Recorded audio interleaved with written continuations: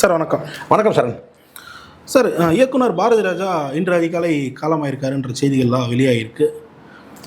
இந்த இந்த விஷயம் பல பேர்களை பேசும்போது பல பேர் சொல்லக்கூடிய விஷயம், அவர் வந்து தனிமையில் இருந்தார், மனம் ரொம்ப நொந்து போய் இருந்தார் அப்படின்னு சொல்லக்கூடிய சில விஷயங்கள் வந்து சொல்கிறாங்க. அவர் கடந்து வந்த பாதை என்ன, ஒரு இறுதி காலகட்டத்தில் என்ன தான் சார் நடந்தது பாரதி ராஜாவுக்கு? இல்லை, அவர் 41 பிறந்து தான் சொல்கிறாங்க. ஆனால் இங்கே 77 எனக்கு நல்லா ஞாபகம் இருக்குது. அப்போ எனக்கு 7 வயசு. 77 எனக்கு 7 வயசு. அந்த 16 வயதிலே படம்ன்றது பட்டி தொட்டியெல்லாம் பேசப்பட்டது. அன்றைக்கி தான் பாரதி ராஜான்ற நபர் யார். ஏன்னா எங்கள் குடும்பம் எங்கள் அப்பா ஃபாதர்லாம் சினிமாவில் ரொம்ப அட்ராக்டிவாக இருந்தவர். சினிமாவில் பார்த்திங்கன்னா சர்வீஸ் பண்ணவர். ஸோ ஒரு லைட் மேனாக ஒரு சர்வீஸ் பண்ணும்போது இந்த பிளாக் அண்ட் ஒயிட்டு கடந்து ஒரு 4 சவத்துக்குள்ளே இருந்த அந்த சினிமா கிராமப்புறத்துக்கு கொண்டு போனது உள்ளபடியே இவர் தான் கொண்டு போனார். சரி, இவர் தான் கொண்டு போனார்னா அப்போ இதுக்கு முன்னாடி யாருமே இல்லையான்னு சொன்னால், கிராமப்புறம் மாதிரி ஒரு செட்டு போடுவாங்க. அதை கடந்து அன்னக்கிளின்னு ஒரு படம் உங்களுக்கு தெரியும் நினைக்கிறேன். அதில் அன்னக்கிளி படத்தில் வெளிப்புற படப்பிடிப்புன்னு ஒன்று காட்டுவாங்க. ஆனாலும் முழுக்க ஒரு தெரு, ஒரு கிராமத்தில் இருக்க ஒரு தெருன்னு சொன்னால் அங்கே போய் எடுக்க மாட்டாங்க. வெளிப்புற படப்பிடிப்பு அது அந்த காலத்தில் நடந்திருக்கு. சாலையில் இருக்கிற மாதிரி அந்த மாதிரி பார்த்தீங்கன்னா நிறைய படங்கள் பிளாக் அண்ட் ஒயிட் படத்தில் சாலைகளை காட்டுவாங்க. ஆனால் ஒரு கிராமத்து செட்டிங் இருக்குன்னு வச்சுங்களேன். அதை பார்த்தீங்கன்னா ஒரு ஊர், கிராமம், பஞ்சாயத்து இதெல்லாம் பார்த்தீங்கன்னா செட்டில் தான் போடுவாங்க. அது எந்த ஸ்டுடியோனா இருக்கும், ஏவிஎம் ஸ்டுடியோனா இருக்கும், அது எங்கன்னா இருக்கும். ஆனால் பாரதி ராஜா என்ன செஞ்சார், அதை உடச்சி என்ன செஞ்சார், கிராமத்துக்கு உள்ளே கொண்டு போனார். அது நீங்கள் கல்லுக்குள் ஈரம் படத்தில் நீங்கள் பார்க்க முடியும். நீங்கள் ஏன் 16 வயதிலே நீங்கள் படம் பார்க்க முடியும். அன்றைக்கி சினிமா எப்படி இருந்துன்னு கேட்டிங்கன்னா, black and white, Eastman colour. So black and ஒயிட்லேயும் படங்கள் வந்துகிட்ருக்கோம், கலர் படங்களும் வந்துகிட்ருக்கோம். அந்த சுச்சுவேஷனில் இவர் அந்த 16 வயதிலே படத்தில் ஒரு வித்தியாசமான ஒரு கதை, ஒரு கதாநாயகன்னா இப்படி தான் இருக்கணுன்றதுலாம் ஒரு வரம்பு இருந்துச்சு இல்லையா. அதில் கோவணத்தை கட்டார். யாருக்கு? கமலஹாசனும் துணிச்சலை பாராட்டணும். ஏன்னா அன்றைக்கி இருந்த காலகட்டத்தில் கமலஹாசன் ஒரு பெரிய ஆணழகனாக பார்க்கப்பட்டார், சரிங்களா. அப்போ அந்த காலகட்டத்தில் ஒரு கோமணத்தை கட்டி நீங்கள் நடிக்கணுன்றது சாதாரண விஷயம் கிடையாது இல்லையா. அப்போது அது மாதிரி அவர் நடித்தார். அந்த படத்தில் ரஜினிகாந்த் அவர்களும் பார்த்தீங்கன்னா இது எப்படி இருக்குதுன்னு சொல்லிட்டு அந்த வசனங்களாக இருக்கும். அந்த பெரிய அளவில் பார்த்தீங்கன்னா ஒரு அதிர்வலை ஏற்படுச்சுங்கன்னா, இது என்னங்க புதுமையாக இருக்குது. பாடல்கள் அத்தனையும் பார்த்தீங்கன்னா புதுமையான பாடல்களாக இருக்கும். அந்த அந்த மண் வாசனை இருக்குது, கிராமத்து மண் வாசனை இருக்குது. இப்படி தான் அவருடைய பயணம் தொடங்குச்சு. அதுக்கு பிறகு அடுத்தடுத்து அவர் அடித்தார். அவர் கதாநாயகனாக நடிக்கணும்னு ஒரு ஆசை தான் கல்லுக்குள் ஈரம்னு ஒரு படத்தில் நடித்தார். ஆனால் அந்த படம் பார்த்தீங்கன்னா போகலை. அது ஒரு பேட்டியில் அவரே சொல்லியிருந்தார், எனக்கு கதாநாயகனுக்குள்ள அந்த முகம் எனக்கு இல்லை அப்படின்றத ஒரு பேட்டியிலே சொல்லியிருந்தார்.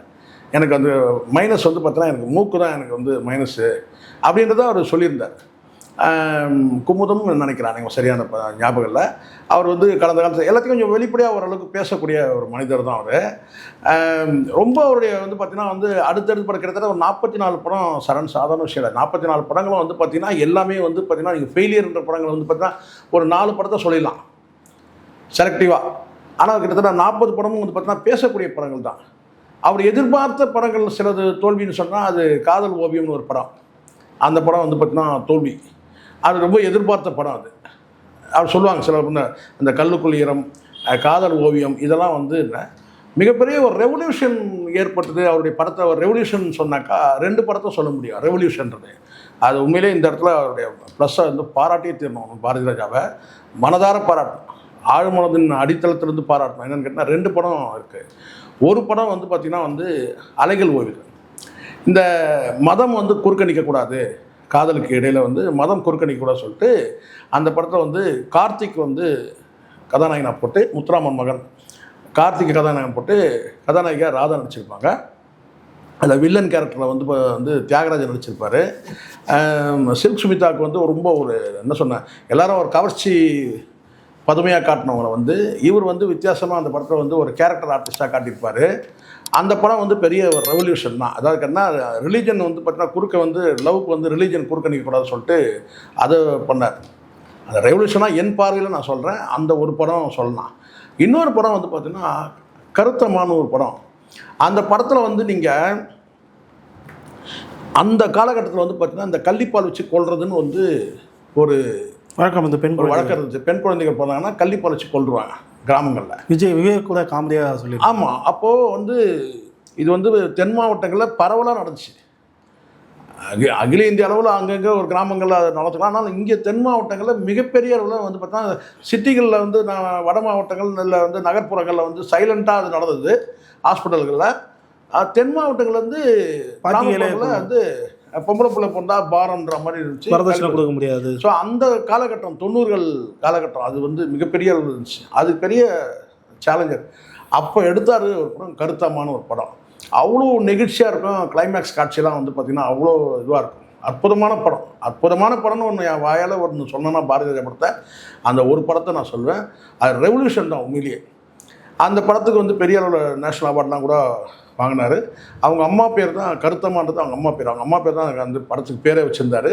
அவங்க தான் தயாரிப்பாளராகவே போட்டு எடுத்திருந்தார். மனோஜ் கிரியேஷன்ஸாக வருது. ஆனால் அந்த படத்தில் தயாரிப்பாளராக அந்த அவங்க அம்மா இருந்தாங்க. அவங்க அம்மா தான் போய் அவார்டே வாங்கினாங்க. ஒரு பெற்ற தாய் வந்து தாய்க்கு மகன் செய்கிற கடமை என்னன்னு கேட்டிங்கன்னா, விருது வாங்கினதே வந்து பார்த்தீங்கன்னா வந்து கிராமப்புறத்தில் எங்கேயோ இருந்த ஒரு கருத்தம்மா தேனி மாவட்டத்தில் அவங்க போய் வந்து தேசிய விருது வாங்கினாங்க. ஒரு மகன் செய்து கொடுத்த மிகப்பெரிய உண்மையிலே வந்து பார்த்தீங்கன்னா ஒரு சாதனை தான். அது உண்மையிலே ஒரு பெருமை. அது 3 தம்பிகள் 3 சகோதரிகள் சொல்கிறாங்க, சரிங்களா? ஆனால் அந்த விஷயத்தில் பாரதிராஜா பாராட்டினா, இந்த இடத்துல வந்து பாரதிராஜா பாராட்டினா நீங்கள் 44 படங்களுக்கும் நம்ம பாராட்ட முடியும். ஒவ்வொன்றும் ஒரு திசையில் தான் இருக்கும். இந்த ரெவல்யூஷன் தான் இதில் சொல்ல முடியும். சரி, பெண்களுக்கான படம்னு சொன்னால் அது வந்து புதுமை பெண் ஒரு படம். முழுக்க ஒரு பெண் வந்து தன் கணவனுக்காக எவ்வளோ ஸ்ட்ரகிள் பண்ணுறா.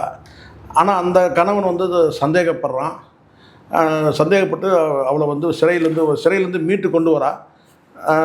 ஒரு கொலைப்பழி சுமத்தப்பட்ட ஒரு கணவனை வந்து எப்படியெல்லாம் மீட்டு கஷ்டப்பட்டு போராடி வெளியே கொண்டு வரா. அந்த போராடி வெளியே கொண்டு வந்த அந்த கணவன் வந்து தன்னை வந்து சந்தேகப்படுறான்னு சொல்லும் போது அவன் வாழ்க்கையை வேணான்னு சொல்லி தூக்கி போட்டு வெளியேற மாதிரி காட்சி.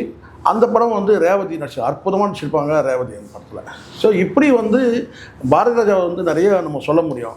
எல்லாத்துக்கும் மேலே வந்து ஒரு உச்சத்தில் ஒரு விஷயம் சொன்னேன்னா, நடிகர் தலைவர் சிவாஜி கணேசன் வச்ச முதல் மரியாதைன்னு ஒரு படம் எடுத்தார். அந்த படம் வந்து பார்த்திங்கன்னா வந்து ஓடுமா ஓடாதான்றது ஒரு சந்தேகம் எல்லாருக்குமே இருந்தது. ஏன் அவருக்கே கூட அந்த சந்தேகம் இருந்துச்சா, ஏன் இவர் சொல்லிட்டாராம், வந்து இளையராஜா கூட சொன்னாரா இந்த படம் ஓடுமாடாது அப்படின்ற மாதிரி சொன்னாராம். ஆனால் அந்த படத்தில் வந்து பார்த்திங்கன்னா வந்து அவ்வளோ சூப்பராக வந்து அமைஞ்சிருக்கும். ஏன்னா மகள் வயதுடைய பெண்ணு நடிகை ராதா தான் நடிச்சிருப்பாங்க. ஸோ மகள் வயதுள்ள ஒரு பெண்ணை வந்து அப்பா வயதுள்ள ஒருவர் வந்து காதலிக்க முடியுமா? அந்த காதலை சொல்கிறது வந்து கத்தி மேல் நடக்கிற மாதிரி ஒரு விஷயம் அது. அதை அவ்வளோ அழகாக நேர்த்தியாக சொல்லியிருப்பார் பாரதிராஜா. ஸோ அதுக்கு பிறகு தான் அந்த இமயம்ன்றது ஸ்ட்ராங்காச்சு. இயக்குனர் இமயம். இப்போ வயது மூப்புன்னு ஒன்று இருக்குல்ல எல்லாருக்குமே. இப்போ வயது 84 வயசாகிடுச்சு. மரணமும் ஒன்று வந்து ஜனனமும் ஒன்று இருந்தால் மரணமும் ஒன்று இருக்க தானே செய்யும். ஆனால் என்னென்னா ஒரு சோகம்னா, அவருடைய கமர்ஷியலாக நான் சொல்கிற வியாபார ரீதியாக அல்லது வந்து கலை ரீதியாக ஒரு ப்ரொஃபஷ்னலாக தொழில் ரீதியாக சக்ஸஸ் 100% சக்ஸஸ் அப்படின்னு சொல்ல முடியும். ஆனால் ஒரு தனிப்பட்ட வாழ்க்கைன்றது வந்து அவர் வந்து ஃபெயிலியர். என்ன ஃபெயிலியர் சொல்கிறீங்க சார் தனிப்பட்ட? இப்போது ஒரு எல்லாரும் ஒரு விஷயம் நினைப்பாங்க, என்னென்னு கேட்டிங்கன்னா, தனக்கு பிறகு தன்னுடைய வாரிசு வந்து ஒரு துறையில் வந்து சிறப்பாக இருக்கணும்னு நினைப்பாங்க. எல்லா தகப்பனும் நினைக்கிறது தானே. தன் துறையில் இல்லைனாலும் கூட வேறு ஒரு துறையில் சிறப்பாக இருக்கணும்னு எல்லா அப்பாவும் சராசரி அப்பாவும் நினைக்கிறது தான். தன் மகன் வந்து கெட்டு போகணும்னு நினைக்க மாட்டாங்க. எப்படி மோசமாக இருந்தாலும் தன் பிள்ளைய வந்து பார்த்தா ரொம்ப கேடியாக பொறுக்கியாக இருந்தாலும் கூட எப்படியாவது தெரிஞ்சிட மாட்டானா அப்படின்ற அந்த ஏக்கம் வந்து எல்லா தந்தைக்கும் தகப்பனுக்கும் இருக்கும். அந்த வகையில் என்ன கேட்டினா, தன் மகன் வந்து ஒன்று கதாநாயகன் ஆகணும்னு சொல்லி ஒரு முயற்சி எடுத்தார். தாஜ்மஹால்னு ஒரு படம் எடுத்தார். அந்த படம் போகலை. சாங்ஸ் மட்டும்தான் நல்லா. ஆமாம், போயிடுச்சு. அதனால் அது ஒரு பெரிய அவருக்கு வந்து பார்த்தீங்கன்னா மகன் வந்து ஒரு கதாநாயகனாக கொண்டு வர முடியலையான்னு. பொதுவாகவே பாரதிராஜாவுக்கு ஒரு இது இருக்குது, ராசி இருக்குன்னு கேட்டால், பெரும்பாலும் கதாநாயகன் வந்து கிளிக் ஆக மாட்டாங்க. எக்ஸப்ட் கார்த்திக். பெரும்பாலும் அவருடைய கதாநாயகனாக நடிக்கிறவர்கள் வந்து பெருசாக வர முடியாது. எக்ஸப்ட் கார்த்திக் சொல்ல முடியும், பாண்டியன் கூட சொல்ல முடியும். நின்னாங்க, கொஞ்ச காலம் நின்னாங்க இல்லையா.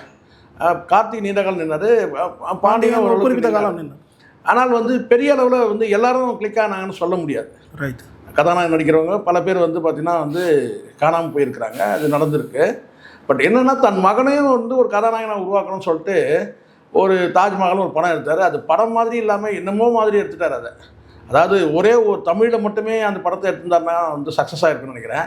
ஆனால் பேன் இண்டியா மூவின்னு சொல்லிட்டு அங்கேயும் இங்கேயும் அந்த எல்லா கலாச்சாரத்தையும் வந்து கலந்து ஒரு காம்போவாக கொடுத்தாரு. அந்த மக்கள் கல்ச்சர்னு ஒன்று இருக்கு இல்லையா, ராஜஸ்தானில் காட்டுற மாதிரி காட்டி, ஆமாம், அப்படியே வந்து ஒரு மாதிரி வித்தியாசமாக காட்டி, ஆனால் பாடல்கள் எல்லாமே நல்லா மெனக்கெட்டு உழைச்சாங்க, மியூசிக் எல்லாமே. பட் படம் வந்து அது கிளிக் ஆகலை. அவருக்கு பொருந்தவும் இல்லை, யாருக்கு மனோஜுக்கு அந்த கேரக்டர் வந்து பொருந்தவும் இல்லை. ஒரு கட்டத்தில் அது ஃபெயிலியர் ஆச்சு. அதுக்கு பிறகு வந்து இயக்குனராக வந்து சக்ஸஸ் ஆகலான்னு வந்து சில ஸ்டெப் எடுத்தார். அது பெரும்பாலும் அவரே சொல்லிக்காரு. மனோஜ் இறக்கிறதுக்கு முன்னாடி அவரே சொன்னது என்னன்னு கேட்டால், வாய்ப்பு மறுக்கப்பட்டதே என்னென்னா, பாரதி ராஜா மகனுக்கு நாம் வந்து இயக்குனராக நம்ம சேர்த்துக்கிறதா, அவரை ஒரு உதவி இயக்குனராகவோ அல்லது வேறு ஏதோ எந்த ஒரு வாய்ப்பாக இருந்தாலும் எப்படி நம்ம ஒரு வாய்ப்பு கொடுக்க முடியும் அப்படின்ற மாதிரி அந்த வாய்ப்புகள் நழுவி போனதுக்கு காரணமே பாரதி ராஜா தான்ன்ற மாதிரி அவருடைய வருத்தங்களை பதிவு பண்ணியிருந்தார் தம்பி மனோஜ் இறக்கிறதுக்கு முன்னாடி. அதாவது ஒரு பிரபலமான இயக்குனர் இமயம், அவர் வந்து பல பேர் வந்து வாய்ப்பு கேட்டு துணை இயக்குனராக வந்து வாய்ப்பு கேட்டு வாய்ப்பு இவரே கூட மறுத்துருக்கலாம். அந்த வாய்ப்பு மறுத்தவங்க கூட பெரிய இயக்குனராக இன்றைக்கி இருக்கலாம். ஆனால் அந்த மாதிரி வந்து பல கம்பெனிகளில் ஏறியும் இறங்க முடியாது.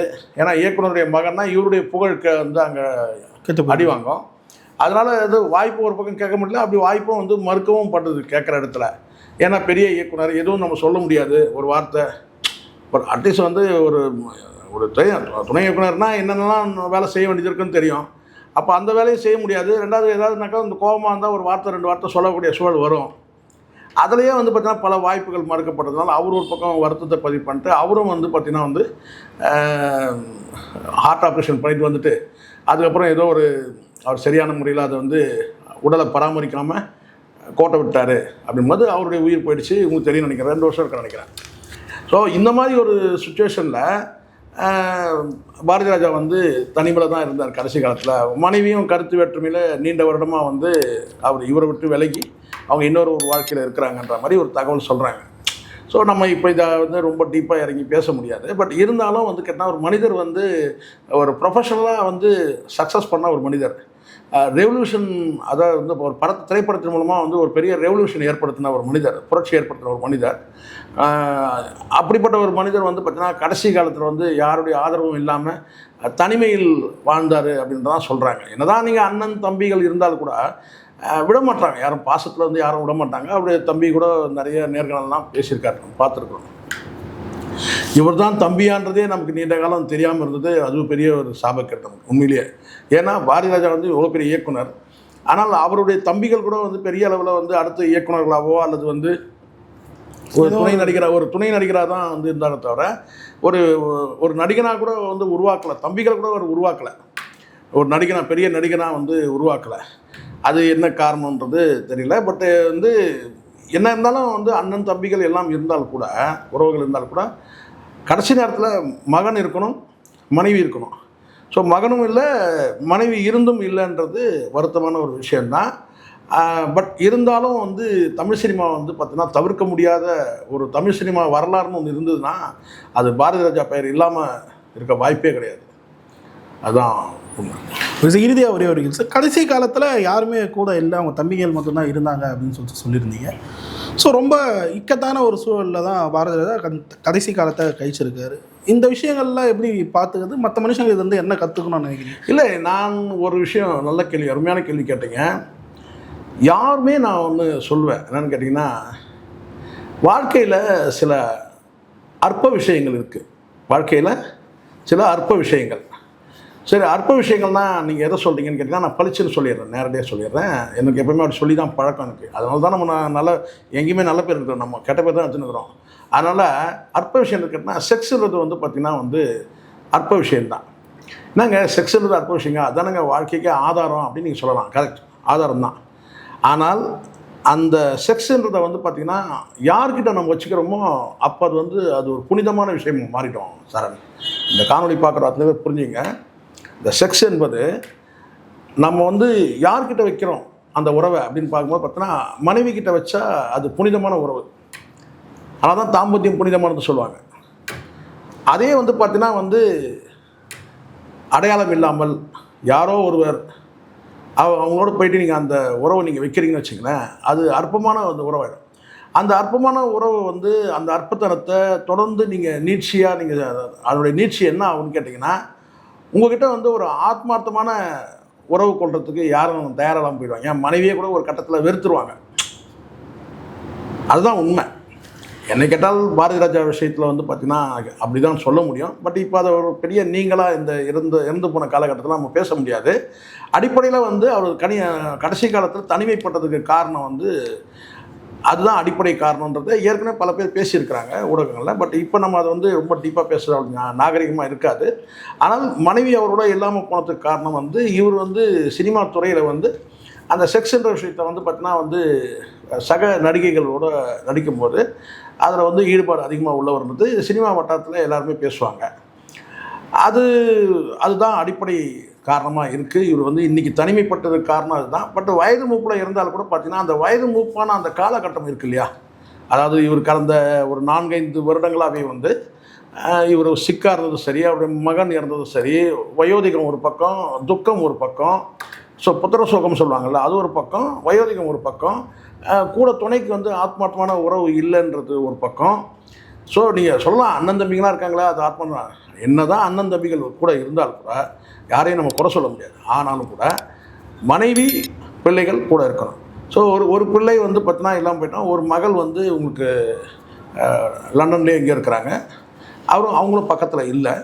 இப்போ வந்து மனைவியும் கூட இல்லாத போது ஒரு தனிமைப்பட்டு தான் இறந்துருக்கிறாரு. நம்ம அனாதைன்ற வார்த்தை கடுமையான வார்த்தைகளை சொல்ல முடியாது. ஆதரவற்ற ஒரு சூழலில் அவர் இறந்துருக்கிறாருன்றது தான் வருத்தமான விஷயம். மிகப்பெரிய கலைஞன், மகா கலைஞன், ஒரு மகா இயக்குனர் இமயம். அப்படிப்பட்ட வந்து பார்த்திங்கன்னா அவர் இப்படி இறந்ததுன்றது வருத்தமான விஷயம் தான். சார் பல்லர்களுக்கு தெளிவாக இருந்துச்சு. நேரத்துக்கு நன்றி. நன்றி சார்.